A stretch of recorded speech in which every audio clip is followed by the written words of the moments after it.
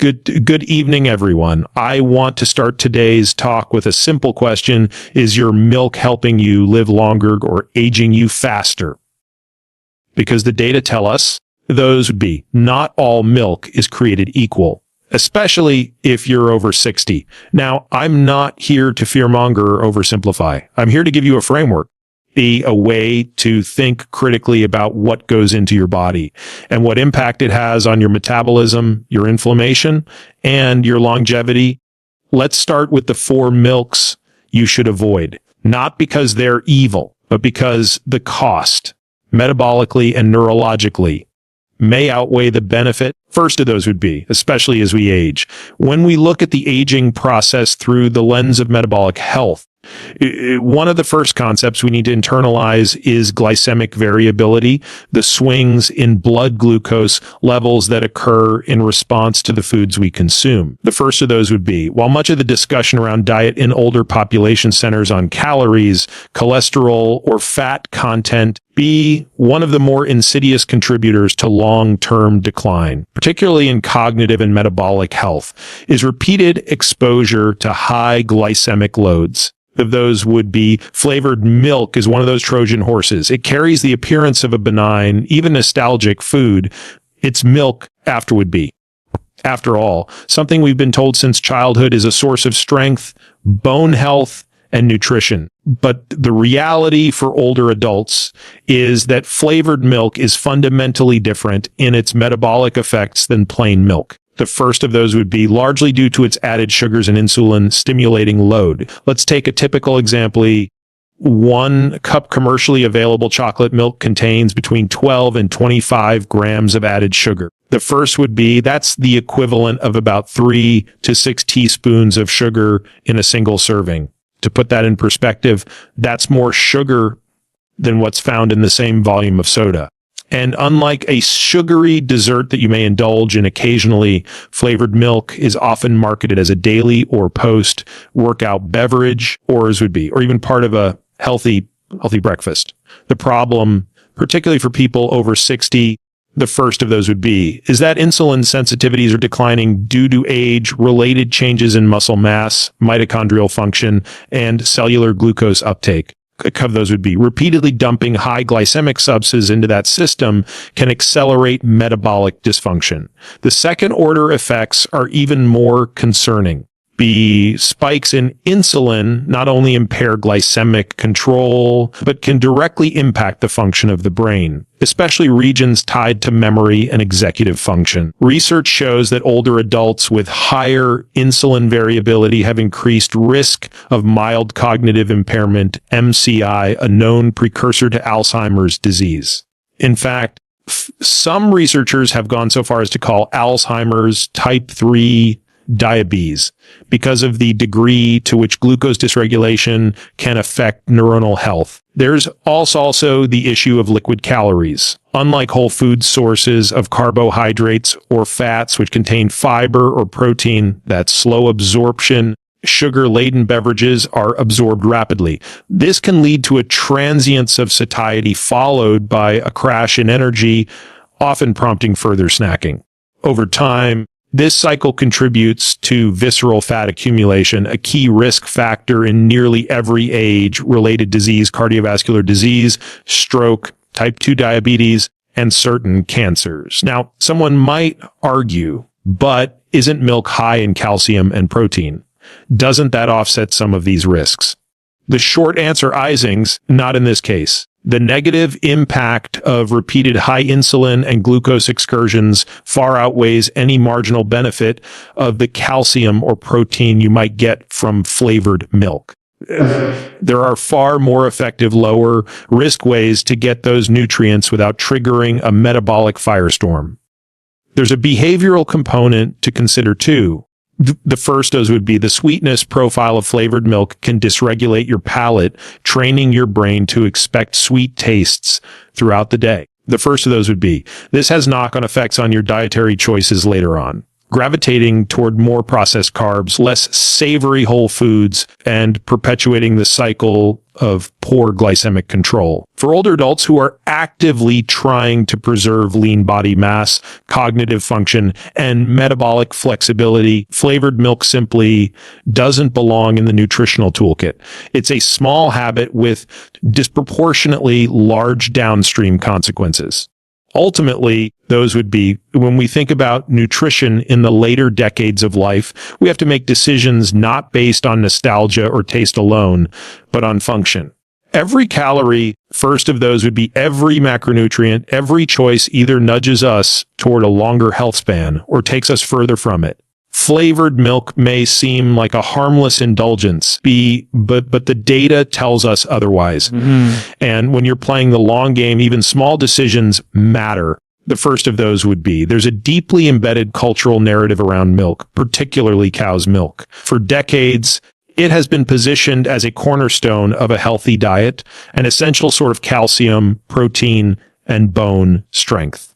But as we begin to apply a longevity lens to nutrition, the first of those would be, especially in the context of aging physiology, we need to move beyond slogans and examine milk for what it truly is, a complex biological fluid with highly variable effects depending on its composition, source, and how the individual's body responds to it. Let's talk specifically about conventional cow's milk, the kind found in most grocery stores, produced at industrial scale and typically derived from Holstein cows. The first of those would be, these cows produce milk containing what's known as A1 beta-casein, a variant of a milk protein that is structurally distinct from its A2 counterpart.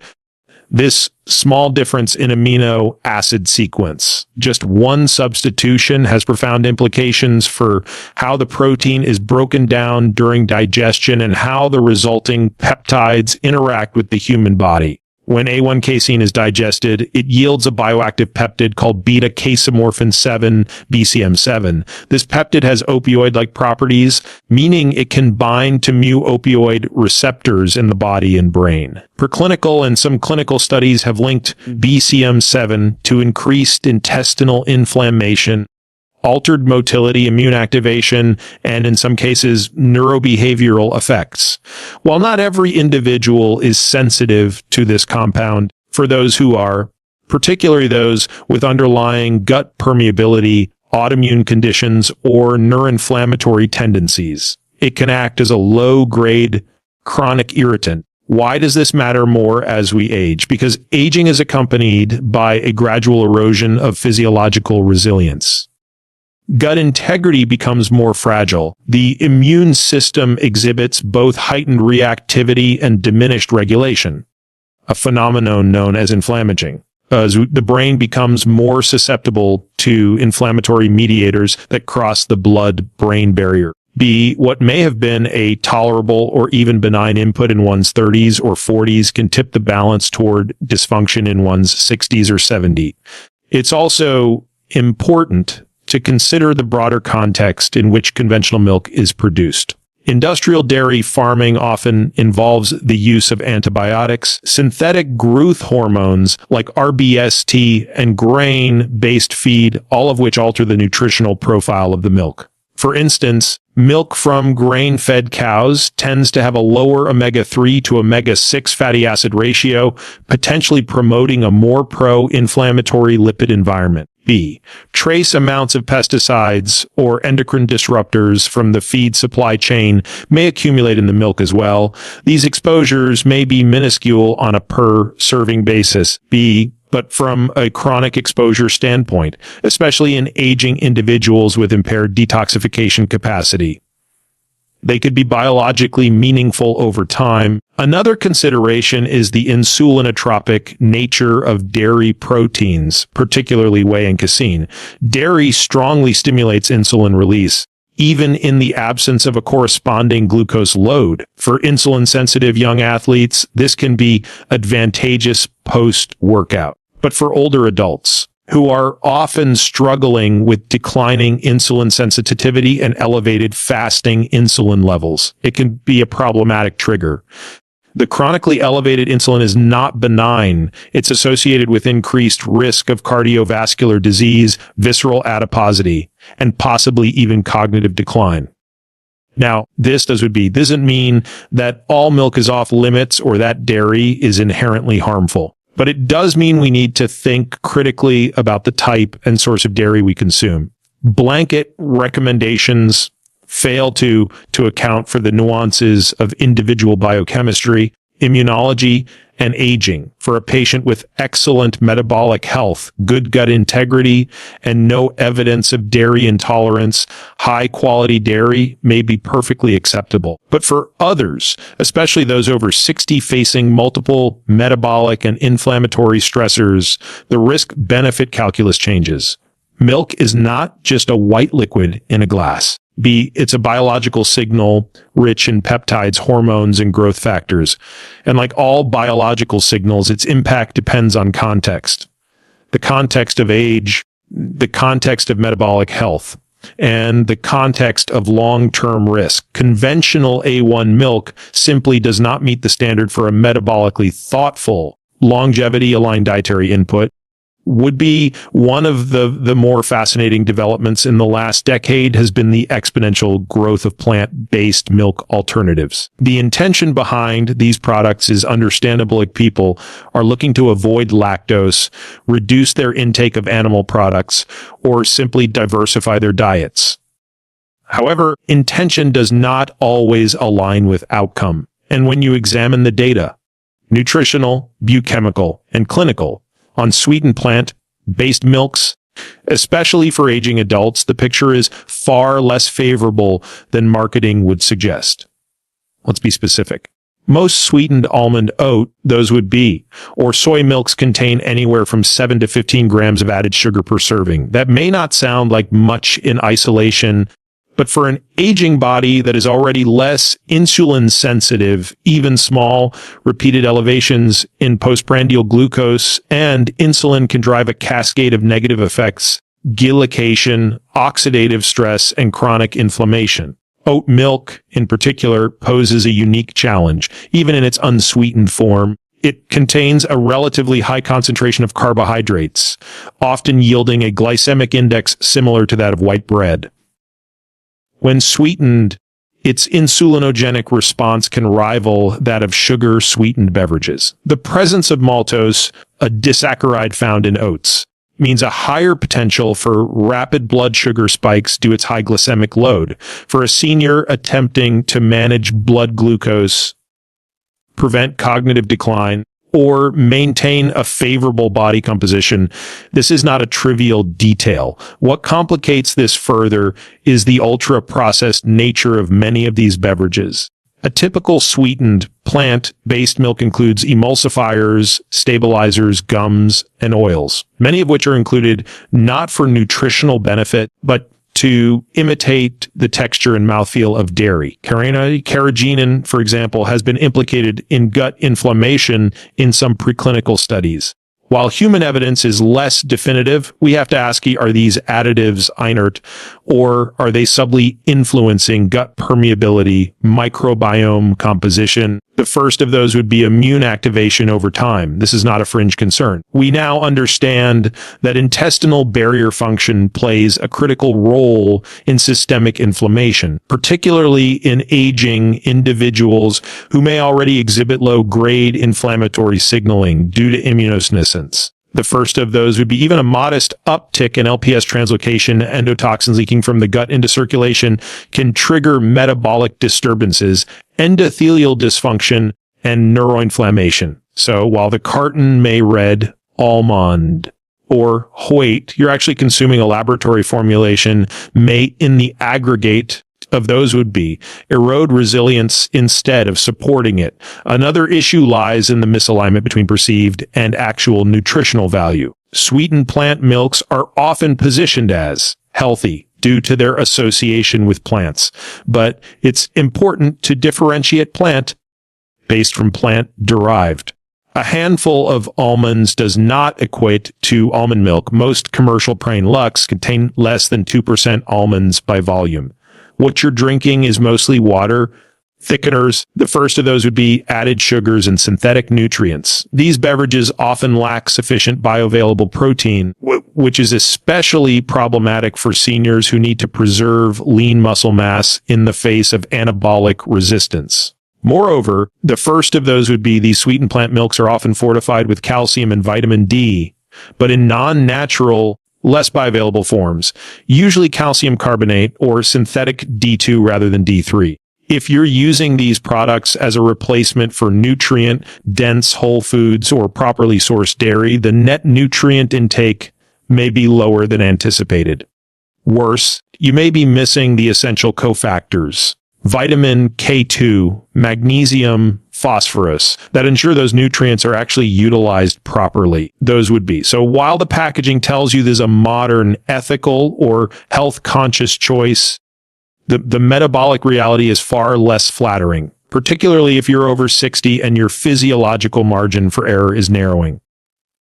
Ultimately, first of those, the core principle here is to be skeptical of nutritionism by proxy. Just because something is marketed as plant-based does not automatically render it beneficial, especially when it's laced with sugars and additives that work directly against your metabolic goals. The first of those would be for those committed to extending both lifespan and health. This is not just about avoiding disease. It's about optimizing inputs, reducing noise. The first of those would be in making dietary decisions that are both evidence-based and future-focused. Sweetened plant milks fail that test.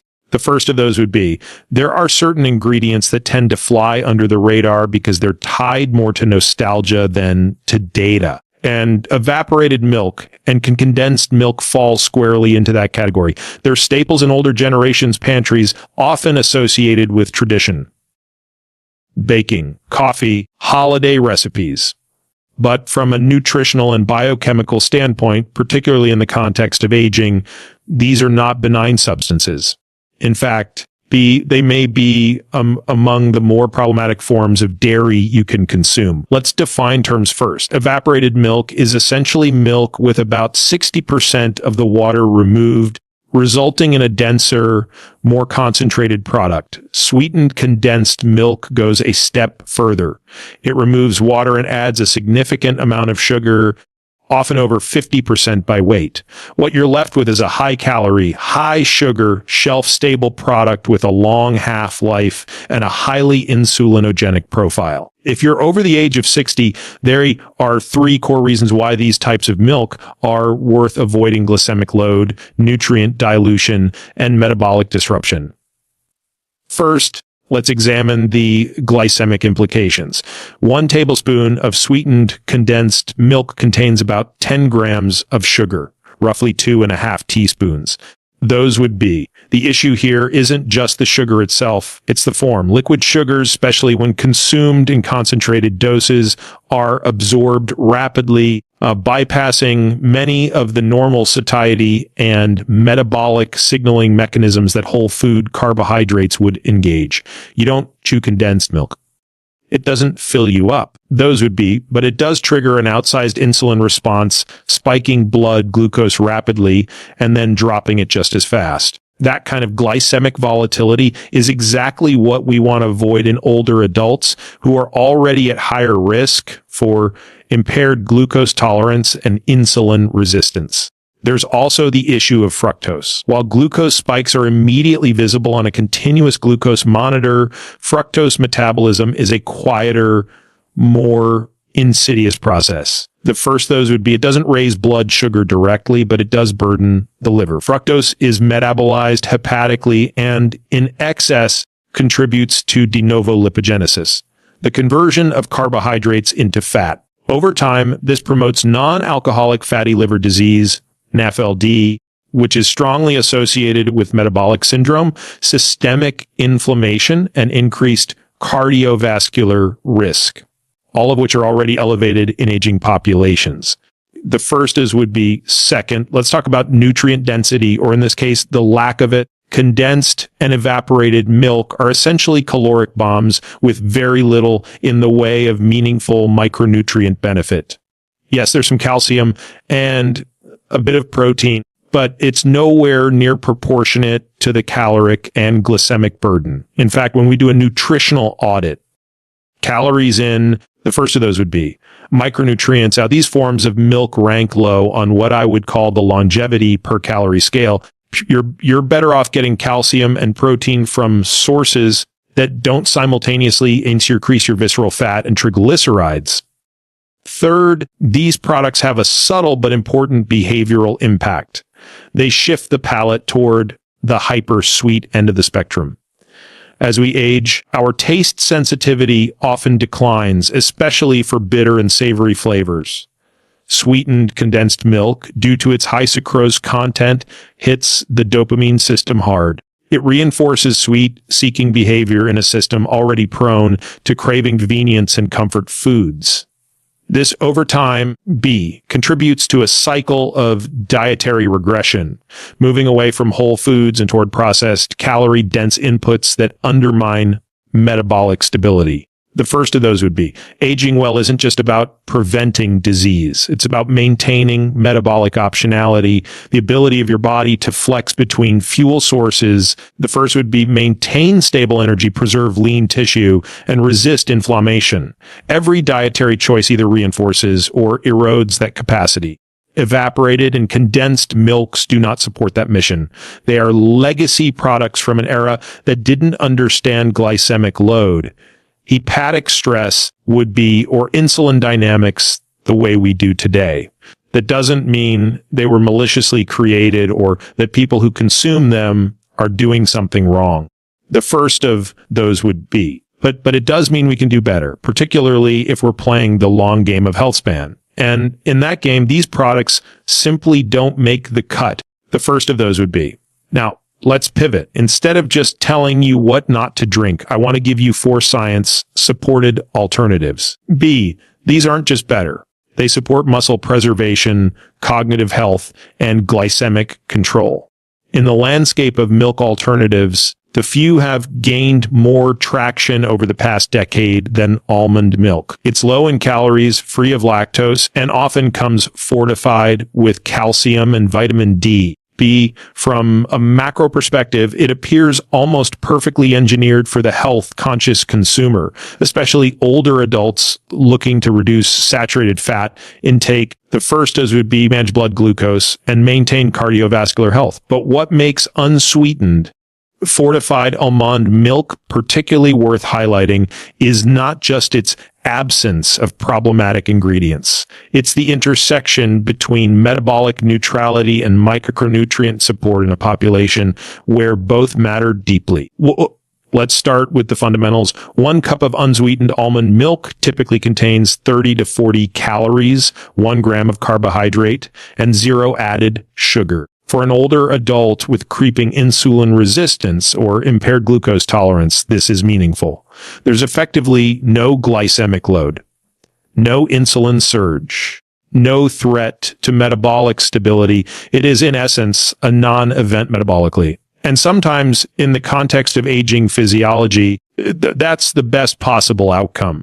Foods that support hydration and satiety without kicking off a cascade of hormonal or inflammatory responses. One of the reasons I like this choice for older patients is its flexibility. It can be used as a vehicle for supplements, creatine, collagen peptidates, as a base for low-carb smoothies, or simply as a milk alternative in coffee or tea, all without contributing to glycemic volatility. That alone makes it vastly superior to traditional flavored or sweetened milk products.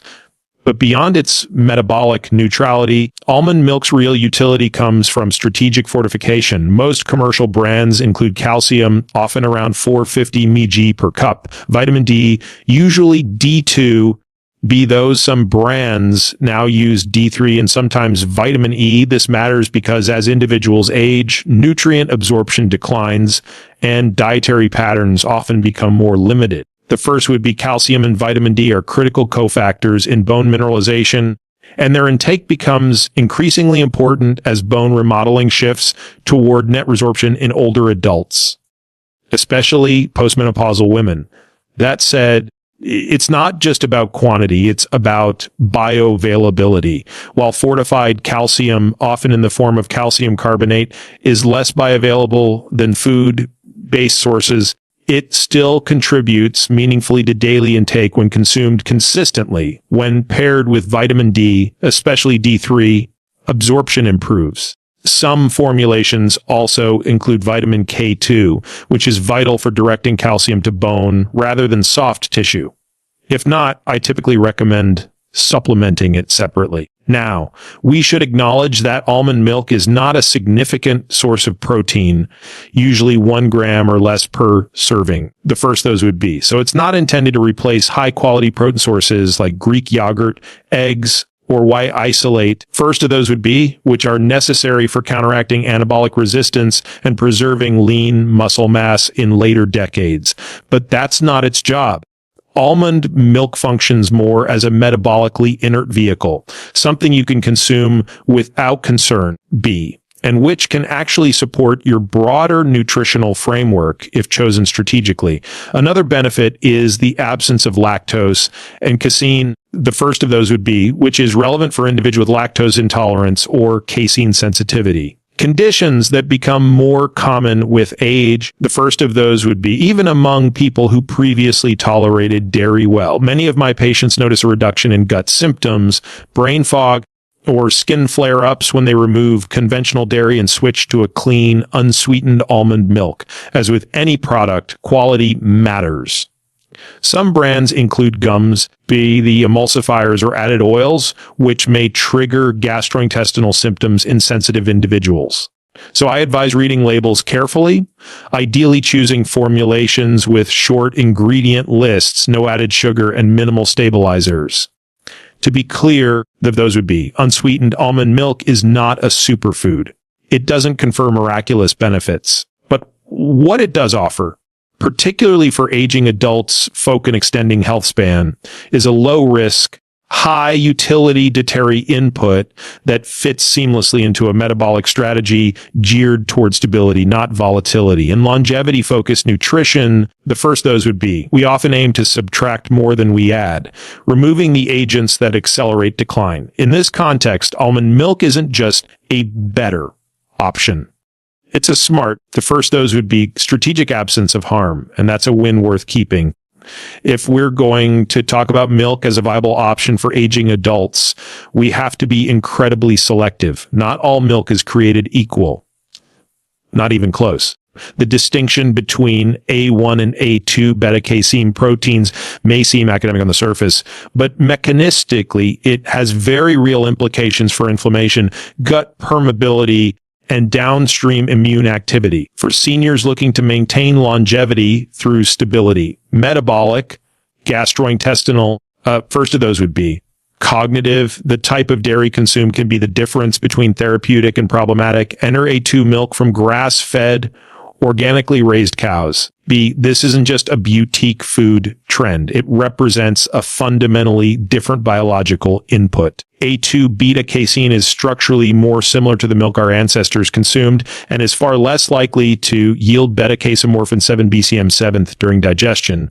BCM7, as we've discussed previously, is the opioid-like peptide released from A1 casein that can impair gut barrier integrity and potentially initiate low-grade systemic inflammation, something aging individuals can ill afford. The first of those would be, the gut is the first line defense in aging physiology. As intestinal permeability increases, which it often does with age due to decreased mucosal immunity and cumulative dietary insults, the immune system becomes increasingly reactive to circulating endotoxins like LPS lipopolysaccharide. This promotes a chronic inflammatory tone known as inflammaging, which is tightly linked to cardiovascular disease, neurodegeneration, and sarcopenia. If we can reduce even subtle contributors to this inflammatory burden, like BCM7, we can tilt the balance back toward resilience. Organic, Grass-fed A2 milk also offers another key advantage, its nutrient profile. Milk from grass-fed cows is higher in omega-3 fatty acids, conjugated linoleic acid, CLA, D, and fat-soluble vitamins like A and K2, nutrients that support cardiovascular, bone, and immune health. The difference is not marginal. Multiple studies have shown that grass-fed dairy contains significantly more alpha-linolenic acid, ALA, and a better omega-6 to omega-3 ratio than conventional dairy. This matters. Dietary fats influence membrane composition, inflammatory signaling, and mitochondrial function, areas of immense relevance in older adults. Then there's the issue of protein quality. One of the core challenges of aging is anabolic resistance, the decreased muscle protein synthesis response to dietary protein. The first of those would be seniors need not just more protein, but high leucine, be available protein, ideally from whole food sources. A2 cow's milk delivers all essential amino acids in a form that is well tolerated and easily absorbed. For those who can digest it comfortably, those would be.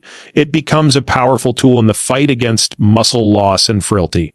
Importantly, we're not advocating indiscriminate consumption. First of those would be portion control and timing still matter, but when selected carefully, organic grass-fed, A2 verified, this type of milk can actually support rather than hinder, be a strategy aimed at extending both lifespan and health span. It's a rare case in nutrition where a traditional food, when properly sourced, aligns so well with modern scientific principles of aging, and in that alignment lies opportunity. The first of those would be, when people think about milk, the default is almost always cow's milk, rarely goat's milk. But from a physiological and biochemical standpoint, B, goat's milk deserves serious consideration, particularly for aging individuals aiming to optimize metabolic health, maintain gastrointestinal integrity, those would be, and support immune function. In fact, when sourced properly, pasture-raised, be free from added hormones or antibiotics, full-fat goat's milk can be a superior option in multiple domains. Let's start with digestibility, which becomes increasingly important with age. Goat's milk contains predominantly A2 type beta casein, structurally similar to human milk. This is a critical point because unlike A1 beta-casein found in most conventional cow's milk, A2 doesn't break down into beta-casomorphin 7, BCM7, though those wouldn't opioid like peptide with the potential to disrupt gut function and promote inflammation would be as the gut becomes more vulnerable with age, often presenting with decreased mucosal defense, microbiome shifts, and increased permeability. Consuming a form of dairy that minimizes gut immune activation becomes a non-trivial advantage. Goat's milk also has a different fat structure. The first of those would be the fat globules are smaller and naturally homogenized, meaning they don't cluster as heavily and are more easily emulsified and absorbed in the digestive tract. For older adults with diminished pancreatic enzyme output or bile production, this can improve tolerance and reduce GI symptoms like bloating, cramping, or steatorrhea fatty stools. These subtle discomforts often go unnoticed or are written off as just aging, when in reality, they're modifiable through more appropriate food choices. The fatty acid goat profile of pasture-raised milk is another point of distinction. It contains significant amounts of medium-chain triglycerides, MCTs, including caprylic and lauric acid. MCTs are absorbed directly through the portal vein and oxidized quickly in the liver, providing a readily available energy source without requiring complex digestion or insulin signaling. This is metabolically beneficial for older individuals who may have impaired glucose handling or transitioning toward more fat. Add dietary strategies such as time-restricted eating or ketogenic style protocols. Moreover, full-fat goat's milk naturally contains higher levels of bioavailable calcium, magnesium, phosphorus, and potassium, critical minerals for maintaining bone density, neuromuscular function, and electrolyte balance. And unlike heavily processed milk products, The first of those would be, when sourced from pasture-raised animals, it often carries a more favorable omega-6 to omega-3 ratio, which influences systemic inflammation, a driver of biological aging. Now let's talk about protein. Goat's milk provides complete protein. The first of those would be rich in all essential amino acids. Importantly, the alpha S1 casein content is lower compared to cow's milk. The first would be, which is part of why it tends to be less allergenic and better tolerated in people with mild dairy sensitivities. First of those would be, for aging individuals trying to preserve lean mass and mitigate sarcopenia, B. This makes it an effective and safer tool for hitting daily proteins without triggering immunologic or inflammatory repercussions.